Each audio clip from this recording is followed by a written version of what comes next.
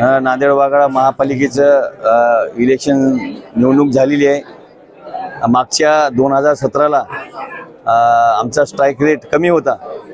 माझी एकमेव सीट शिवसेनेची निवडून आलती, बाकी सीटा सगळ्या पडलेल्या होत्या। मात्र यावेळेस आमच्या 4 सीटा झालेल्या आहेत शिवसेनेच्या दक्षिण उत्तरच्या। त्याच्यामुळे स्ट्राईक रेट वाढलेलंच आहे, कमी कुठे झालं आहे। त्याच्यामुळे अजून वाढणारच आहे, भविष्यामध्ये अजून सुधारणा करू 100% याच्यापेक्षा जास्त सीटा वाढू। 15 दिवस झाले मी आज इथं या नांदेड उत्तर मतदारसंघामध्ये संघर्ष करत आहे आणि एकटा फिरत आहे, सगळीकडे प्रचार करत, सगळीकडे असं कुठंच नाही। आणि त्याच्यामुळं चांगलं वातावरण झालं लोकांमध्ये। तुम्हाला माहिती आहे, तुम्ही सुद्धा म्हणाले की नाही कल्याणकर साहेब तुमच्या 12 ते 15 सीटा येतील, म्हणजे तुम्ही सुद्धा तयार, म्हणजे तुम्ही सुद्धा हे केलं की कबूल केलं की बा तुमच्या 100% सीटा येतील। म्हणजे असं सर्वेवाल्याचं सुद्धा तसंच म्हणणं होतं आणि जनतेचा सुद्धा कोल तसाच होता। मात्र रात्रीतून काय झालं काय नाही, कसं वातावरण फिरलं काही कळालं नाही। त्याच्यामुळं मोठा विजय होऊ शकला नाही। येणाऱ्या काळात 100% याच्यात सुधारणा करून आपण विजय चांगला हे करू। काहीतरी विषय झालेला आहे, रात्रीतून कार्यक्रम झाला सगळं, मात्र जे घडलं ते योग्य नाही। कारण आम्ही संघर्ष करत आलेला आहे। शिवसेना पहिल्यापासून हिंदू सम्राट बाळासाहेब ठाकरेंनी एकच सांगितले की तुम्ही संघर्ष करा, तुम्ही संघर्ष केल्यानंच भेटत असते। आम्ही संघर्ष करत राहिलो लास्टपर्यंत, त्याचा 100% फायदा झालेला आहे। गेल्या वेळेसपेक्षा यावर्षी सीटा वाढलेल्या आहेत। येणाऱ्या काळात सुद्धा शिवसेनेच्या सीटा वाढतील।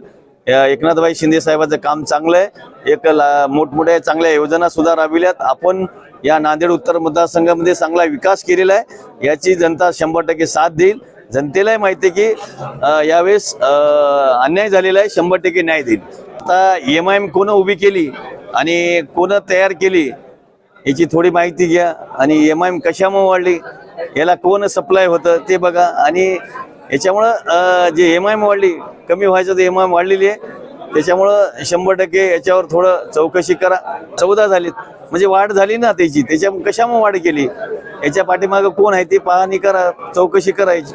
नेते म्हणणारे आपले हेमंत भाऊ असतील किंवा आमदार गोंढरकर असतील, त्यांनी या निवडणुकीमध्ये आपल्याला पूर्णपणे एकाकीच पाडलं होतं आपल्या शिवसेनेच्या नेत्यांनी, याबद्दल काय सांगताय? हे बघा, त्याने मला डिस्टर्ब केलं आहे, मी त्याला डिस्टर्ब केलं आहे। कारण मी माझं नांदेड उत्तर मतदारसंघ लढत राहिलो लास्टपर्यंत, आणि सगळे पदाधिकारी सगळे उमेदवार सुद्धा लढत राहिले, मात्र भिले नाही, मागा हरले नाही।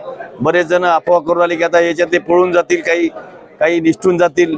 आता तसे सगळे उमेदवारांनी साथ दिली आणि भक्कमपर्यंत लढले, लास्टपर्यंत लढले। कारण लढाऊ उभे केलेले माणसं आहेत, ते का साधी माणसं नाहीत, असे बैमान होणारे माणसं नाहीत। इमानदारीने काम केलेले त्यानं आणि 100% लढले, लास्टपर्यंत लढले। हार जीत पराजित होत राहते, त्याचा काही विषय नाही। संघर्ष करत राहू, 100% विजय कधी ना कधी येणार आहे आपल्या। काही लोक म्हणले ना पळून जातील, काही गट करून हे असं वातावरण करालेत, असं काही नाही। आपण पक्ष जे बांधलेले आहे, एकनाथभाई शिंदे साहेबांसंग एकमेव जाणारा बालाजी कल्याणकर आहे, असा बैमान होणारा बालाजी कल्याणकर नाही। पक्ष सोडून इतर अपक्षाचं काम करणारा माणूस नाही, इमानदारीने राहिलेला। शिंदे साहेबांसोबत इमानदारीने लास्टपर्यंत राहील, जोपर्यंत बालाजी कल्याणकर ज्या दिवशी शिंदे साहेब जाय म्हणतील त्या दिवशी जाईल।